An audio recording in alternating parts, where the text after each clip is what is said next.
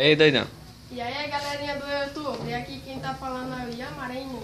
E agora eu vou ensinar pra vocês como comer uma cebola como se fosse uma maçã. Será que essa ideia vai prestar? Vai, tu não é o doidão? Rapaz, eu tô com medo, ó. Essa tá boa.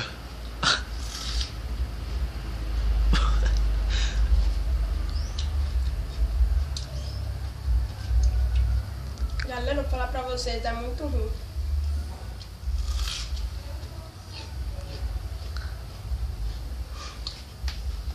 Pichando só de olho. Rapaz, galerinha, é muito ruim. Olha o olho dele.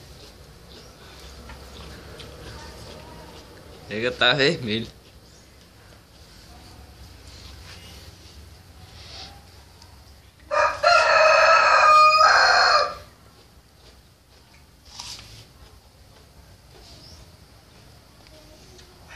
Bora, termina.